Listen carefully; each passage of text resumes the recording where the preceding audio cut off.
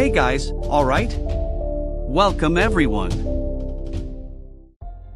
The story begins 3 years after a global calamity in which thousands of creatures emerged from the ground and attacked humans. These beings were nicknamed Reapers and, for unknown reasons, their activity never occurs above 8,000 feet.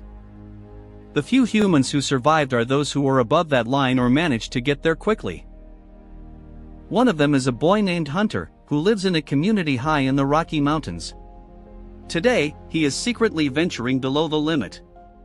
Through binoculars, he observes the children playing on the mountaintop next door until a noise catches his attention. He grows worried and decides to return to the top. The noise intensifies rapidly, and it becomes clear that the underground creatures are coming after him in a heavy gallop, accompanied by an intense and horrifying roar. When Hunter reaches the line, the Reaper appears in a glance right behind him. The 8,000-foot line is precisely marked, and the creature turns back as soon as it reaches it, while the boy catches his breath, very scared. The community at the top of this mountain is Lost Gulch Refuge, which has fewer than 200 residents. Hunter's father is a man named Will, who is getting increasingly worried about him. The boy confesses that he crossed the safe line and tries to explain himself, saying he just wanted to see more people. Besides that, most of the monsters are in a long period of inactivity. Will explains that the behavior was irresponsible, but speaks to his son in a caring tone. After the conversation, he goes hunting with his friend Katie, who takes down a deer. While they carry the animal, she asks what is going on with Hunter. He tells her about the incident and mentions that Hunter was spying on the village of Red Rock, where there are several children his age. Katie is a bit more understanding and reminds her friend that Hunter is the only child in Lost Gulch. She agrees that his safety is a priority, but argues that many people have not adapted well to the cruel isolation. However, Will suspects that the disobedience had another reason. He thinks Hunter wanted to see the place where he last saw his mother. Will's neighbor is a woman named Nina, who is always shooting at something, as well as conducting mysterious experiments with ammunition. Early in the morning, Will is haunted by memories of his wife, Tara. She insisted on going with Nina on a dangerous expedition below the line and never returned. Besides the longing, Will now has to deal with the responsibility of raising Hunter alone. This is even harder because the boy has a serious respiratory illness and needs to use a specific device to manage his crises. A few days pass, and Will continues his son's education, teaching him farming and fishing techniques. On the boy's birthday, he resorts to bartering to get the last package of macaroni and cheese. In front of his favorite dish, Hunter is amazed by his father's prowess, but soon another difficult conversation begins. He questions the rare use of the radio, but Will explains that they cannot waste electricity during winter, as the days are shorter and they depend on solar energy. Their case is even worse due to the medical device, which consumes a lot of energy. Approaching this topic, Hunter asks when his father will make the next expedition, suspecting it will be soon. Will admits that the filter for the device is running low and he will have to find another one. Later, Katie visits Will, and the two talk about the past. He says he hated going on outings with his wife's family, but now he even misses that. On another night, the boy Hunter has another crisis, and Will needs to give him an injection instead of resorting to the device. He then decides to seek more filters at a hospital in the Boulder area and invites his neighbor to go alone. Nina is the only one who survived an encounter with the creatures, besides having dedicated herself to studying them, always looking for a weakness.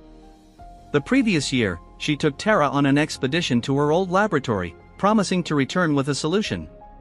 Since that plan failed, Nina claims to have lost hope, but Will does not believe that. He says he has charted a route through the mines that cross the mountain inside, passing through the forbidden territory only in 2 short sections. Nina retorts that the hospital itself is 600 meters below the safe line. With no more arguments left, Will ends the conversation by saying that she owes him a favor after what happened with Tara. After he leaves, Nina struggles with the traumatic memories of her encounter with the underground beasts. Early in the morning, Will leaves his son with a friend and goes to get the necessary weaponry for the journey. It is then that Katie appears, determined to go as well. Just like Hunter, she does not want to live trapped at high altitudes forever, and says that knowing the enemy better is the first step to defeating it. Trying to scare the girl, Nina says that she has no idea what she is going to face. These beings easily tear victims apart, and even a shot to the forehead only stops the Reapers for a few seconds. As she tells Katie that this is a one-way trip, Will promises his son that he will return soon. The three then begin their journey, and Nina continues with her usual lack of tact, as well as drinking non-stop. Despite this, she is extremely useful and even brought an adapted compass capable of detecting the proximity of Reapers through electromagnetism.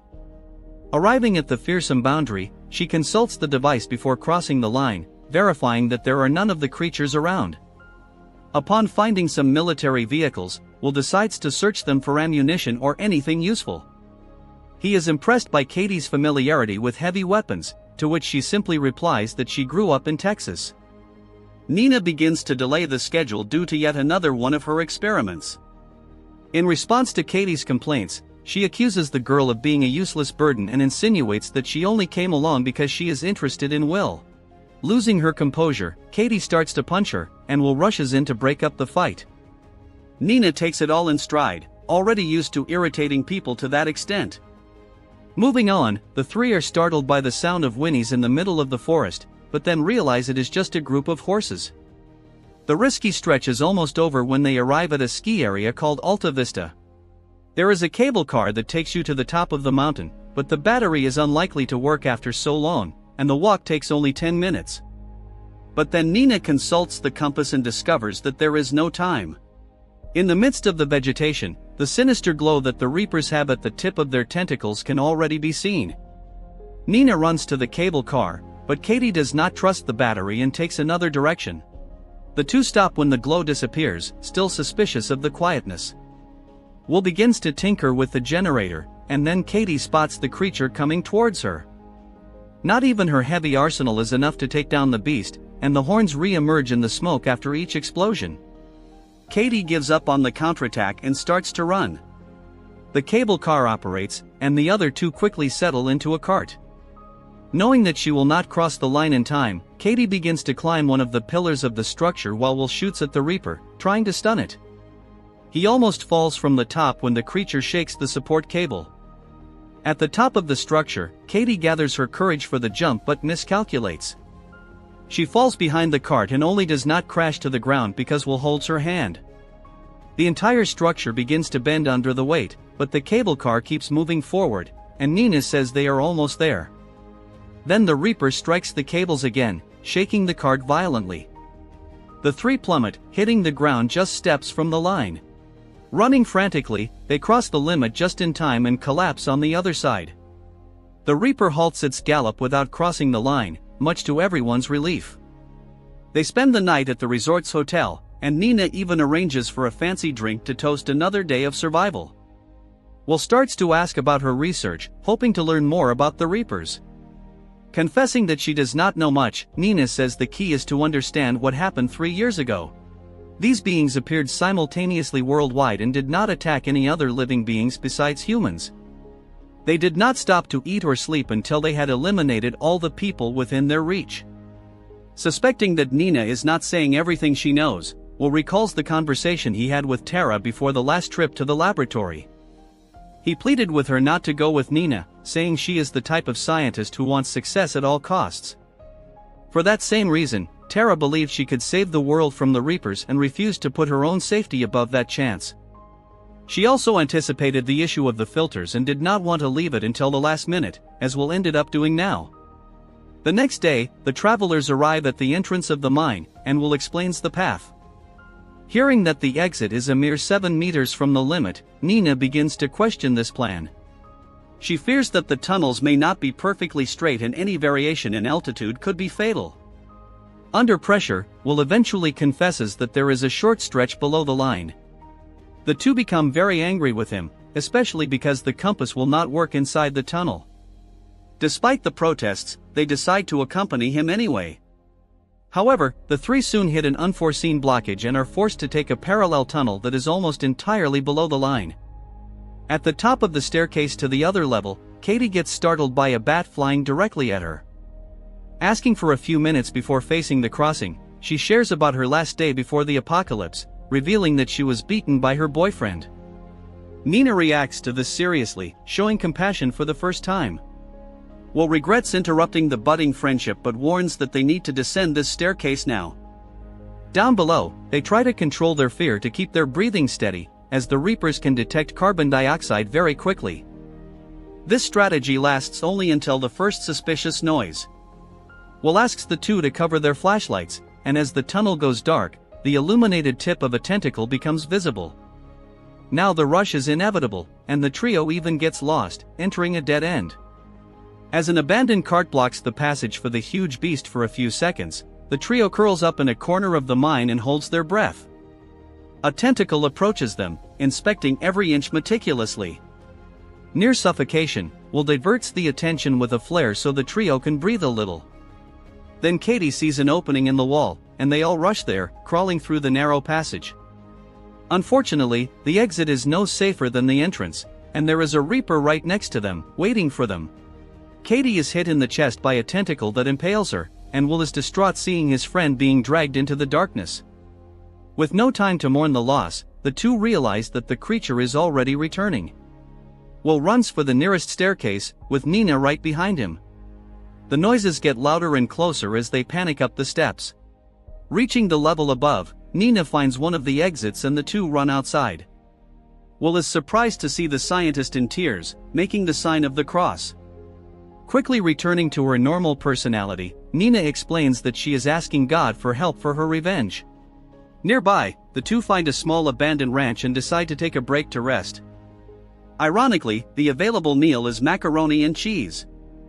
A little more united after the loss, they finally talk about Tara and the unsuccessful trip to the laboratory. Nina explains that the scales covering the Reapers have a type of electric charge that can be used against them. She wanted to reach the laboratory to develop a special projectile that would cause the organism's internal combustion upon contact with the scales. Will is not very impressed with the lesson and resents even more knowing that he lost Tara because of an unproven theory. The next day, the two take the truck from the ranch and head to Boulder. After a brief dramatic pause in front of the line, Will accelerates at full speed, passing more aimless horses and the craters the Reapers left in the ground. As expected, the town is completely deserted, and the hospital is practically destroyed.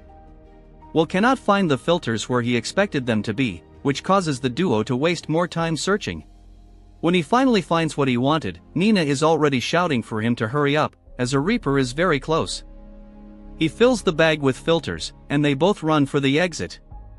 In the hallway, sharp tentacles pierce the wall in various places, blocking their way. The duo is forced to run in the opposite direction and up to the second floor. Leaning against another wall, Will is suddenly ensnared by an enormous tentacle. Seeing that shooting won't work, Nina grabs an axe and strikes the scaly skin with all her might, not even leaving a scratch. But at least the attack irritates the Reaper enough to let go of Will. Nina pulls a lever that fills everything with smoke as they run into the next room. The sinister glow appears amidst the fog for a few moments and then disappears, as if the beast had given up. Seconds later, the monster suddenly charges forward at full speed. Then Will shoots at a row of oxygen tanks, causing an explosion that sends the Reaper through the window. The two watch the fallen beast in the courtyard, not believing it is truly dead. On the way out of the hospital, Nina says her laboratory is nearby, but Will does not want to risk going there. He came to find the filters for Hunter's device, and now they need to return as soon as possible. Nina argues that these filters will last a year at most, and will have to repeat this adventure until there are no more left. If she can develop an efficient weapon, hope will spread and the whole world will come to fight by her side.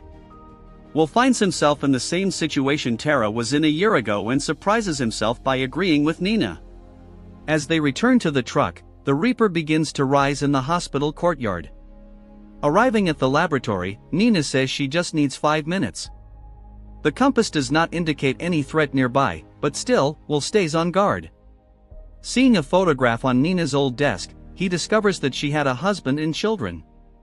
She tries to stay indifferent when he brings it up, but her facade crumbles when she sees the photo again. Nina was the only one who survived because she was in the laboratory, working on a Saturday instead of going to her son's soccer game. She finally apologizes for risking Tara's life. Will also regrets all the bitterness and says he no longer wants to blame her for it. Nina then finishes preparations and tests the projectile. Unfortunately, the experiment is a failure. She does not give up and tells Will to go back alone, as she prefers to continue trying other variations. He does not want to leave her behind, but Nina insists on staying.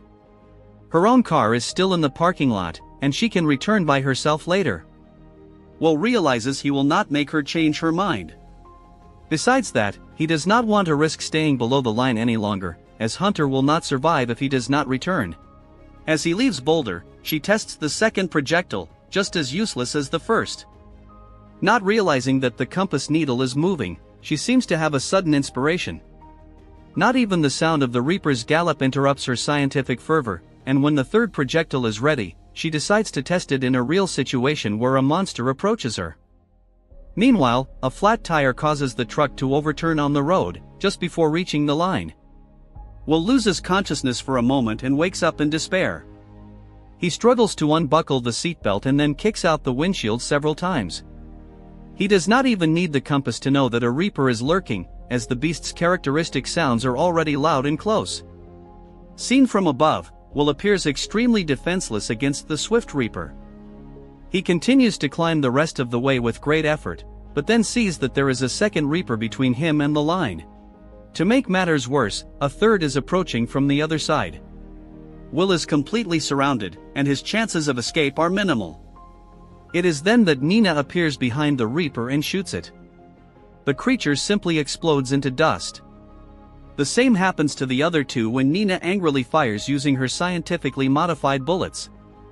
Will can hardly believe his luck, and is even more shocked to see what remains of the Reapers, realizing that they are not animals, but machines. Nina comments that she always suspected the coordinated initial attack, as well as the specific altitude limit. None of this is instinct, it's programming. Will asks who is behind this, but she does not answer. The two then return to Lost Gulch, and Hunter is very happy to see his father. Nina raises the pirate flag, spreading the good news to the other communities, and it does not take long before the production of the miraculous bullets begins. After paying tribute to Katie, Will and Nina are the first to cross the line with a group of volunteers to fight the Reapers, which soon start exploding in heaps across the mountain. Days later, Nina and Will watch the night sky and notice bright spots approaching the Earth, which could confirm the origin of the first Reapers.